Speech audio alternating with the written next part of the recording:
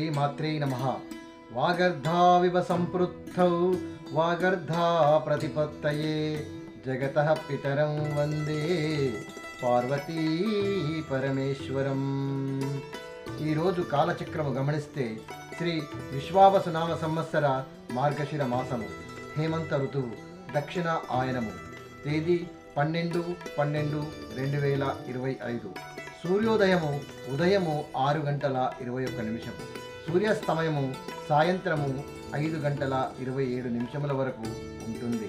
బహుళ పక్షమి, బహుళ తిథి, బహుళ అష్టమి. భృగువాసరే అంటే శుక్రవారము. పుబ్బా నక్షత్రము ఇది ఉదయము 8:32 వరకు ఉంటుంది. తదుపరి ఉత్తరా నక్షత్రం ప్రారంభం అవుతుంది. ప్రీతి యోగము, బాలవకరణము. ఈరోజు శుభ సమయములు లేవు. రాహుకాలము ఉదయము 10:30 నుండి 12 వరకు ఉంటుంది. యమగండము మధ్యాహ్నము 3 నుండి 4:30 వరకు ఉంటుంది.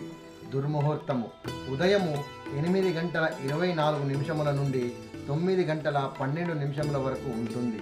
తిరిగి మధ్యాహ్నము 12:24 నుండి మధ్యాహ్నము 1:12 వరకు ఉంటుంది.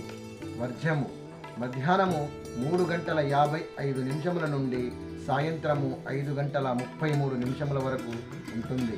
అమృత ఘడియలు రాత్రి 2:03 నుండి ఉదయపూర్వము 4:03 వరకు ఉంటుంది. ఈరోజు శుక్రవారం. శుక్రగ్రహ దోష నివారణకై శుక్రగ్రహ లగ్న జాతకులు కానీ రాశి జాతకులు కానీ పఠించవలసిన స్తోత్రములు: శుక్రగ్రహ స్తోత్రము కానీ, శుక్రగ్రహ కవచ స్తోత్రము కానీ, మంగళాష్టకములు కానీ, శుక్రగ్రహ అధిష్టాన దేవత అయిన శ్రీ లక్ష్మీదేవిని పూజిస్తూ లక్ష్మీదేవి స్తోత్ర పారాయణము చేసుకోవాలి. ఈ జాతకులు దానం ఇవ్వవలసినవి: బొబ్బర్లు, పెరుగు, వెండి ప్రతిమలు, అలాగే నానబెట్టిన బొబ్బర్లు గోమాతలకు పెట్టవలెను. ఈ జాతకులకు శుక్రమహర్దశ కాలములో, శుక్రభుక్తి గాని అంతరదశ కాలము నడుస్తున్న కాలములో సుందరకాండలోని 33వ, 34వ, 35వ, 36వ సర్గలు పారాయణం చేయాలి. శుక్రగ్రహానికి నైవేద్యముగా పంచదార గుళికలను సమర్పించాలి. వివాహం ఆలస్యం అవుతున్న జాతకులు కూడా శుక్ర భగవానునికి ప్రసన్నం చేసుకునే విధంగా నడుచుకున్న ఎడల వారికి శుక్ర భగవానుని అనుగ్రహం లభిస్తుంది. అనుకున్న కార్యాలు కూడా నెరవేరుస్తాయి.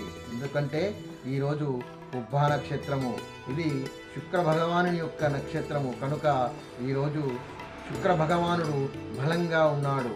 కాబట్టి ఈ పుబ్బా నక్షత్ర జాతకులకు, రాశి జాతకులకు కానీ సాంసారిక జీవనంలో ఏవైనా సమస్యలు ఉన్నట్లయితే ఈ శుక్ర భగవాను యొక్క రెమెడీస్ చేసుకోండి. అలాగే ఈరోజు అన్నప్రాసనము, ఊయల, సీమంతము ఇలాంటి కార్యక్రమాలు చేసుకోవచ్చు. అద్దె ఇల్లు మారుటకు కూడా అనుకూలంగా ఉంటుంది.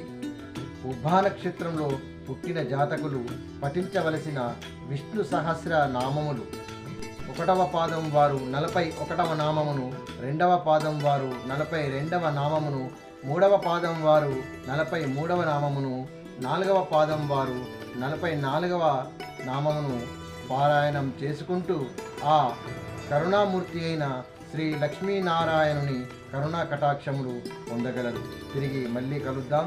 జై శ్రీరామ్.